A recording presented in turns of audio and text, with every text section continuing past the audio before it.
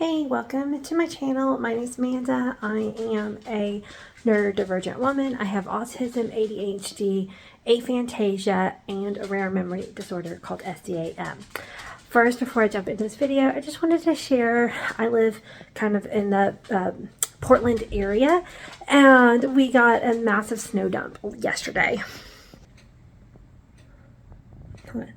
So snow isn't super common for our area, but about once a year we might get a big dump of snow.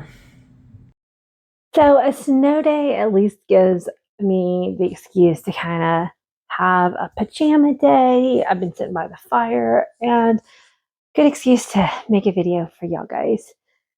So since my autism diagnosis, I've had the idea of masking and friendships on my mind a lot lately.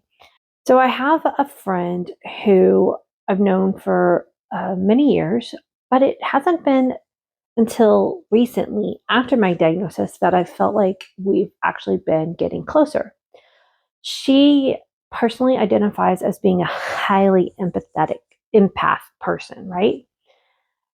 So a couple weeks ago, I asked her, I was like, we've been friends for a while, but I how did you think of me before my diagnosis versus now? And I feel like we've been getting closer since my diagnosis. And she said, yes, because before there was always kind of an uncomfortableness around you that she couldn't put her finger on. And I actually really thank her for her honesty, because I'm trying to learn all about this, learn about myself through the lens of other people. Especially with my memory disorder, it makes processing this autism a lot. I mean, I won't say more difficult, because I think all of us late diagnosed people are having a very difficult time with this, but it is interesting in the fact that I can't rely on my memories to process all these things about the autism traits that I just didn't see. But so going back to masking, it makes so much sense, because I was a very high masked person and I made friends really easily. I've always been able to make friends really easily, but I've never been able to keep friends. And I think it's for two reasons. It's either been that it's so hard to maintain the mask. And once people start to see, like, when you're struggling, things like that, then they kind of drift away. Or two, if you start to always have that mask, you just kind of always appear fake to them. So what I mean by this is, like, have you ever been to a store where they make the employee say some stupid script like, welcome to store, how may I help you? And you look at them and you're like, oh my God, I know those aren't your words. I know there's a person behind there. That kind of thing. Like, you can just tell that. I mean, everybody knows that that's the script that the store gives. That's kind of what it is like for an autistic masked person. We are working off scripts that we think are appropriate, for that society tells us is appropriate for any situation. But a person without autism can just sense it. It's not as obvious as these employees at a store with a very, very obvious script, but we're still often scripting things and or responding in ways that we think that they want us to respond in, or that we think society wants us to respond in. And I think innately people can tell that. And they're like, okay, if you're not going to be real around me, and they may not even be able to put their finger on it, they may not even understand that's what they're experiencing.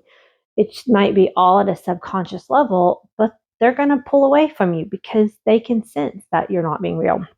And it's really frustrating for me, because authenticity is something that's been extremely important value for me my entire life. I actually bought this poem, I don't know, a year or two ago. I guess maybe 2 years. I'm time blind.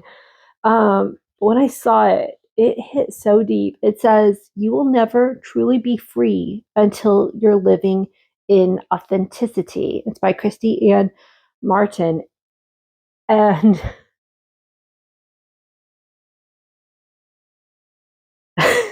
it's like I knew I was autistic before I knew I was autistic. Like, authenticity has been so important to me, and it's eluded me because I didn't have the key information about being autistic. I did not know I was masking.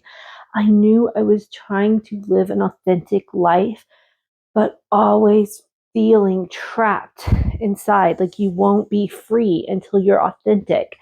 And how could I be authentic if I did not know that my brain is structured differently than the majority of societies? So now, with the diagnosis, that is allowing me to actually start learning how to be my true authentic self. It is a learning process. When you are unmasking, you're having to really relearn how to do everything, because as a masked person, you learned how to cook, shower, talk to people, but it was all as a mask. Okay. Like, as you were doing these life skills, you were doing it masked, which is not healthy for our brains. Masking over time leads to mental health problems. That's why there's a higher number of autistic people with depression and other mental health crises. So we need to learn to unmask in a society that does not want us to unmask. It's a catch-22. But as we're unmasking and trying to advocate for our needs, we are also having to learn to do things brand new. I didn't used to struggle with showering, but now I do. And now it's like I'm more aware of how the wet hair bothers me and the water bothers me. During the shower, it doesn't bother me. It's when I get out of the shower and I'm toweling off, the transition between wet and dry is like ick. And before, I would dissociate out of it, mask out of it, and just like not even be aware of the things that caused sensory discomfort. And again, that level of dissociation that happens is trauma for your brain.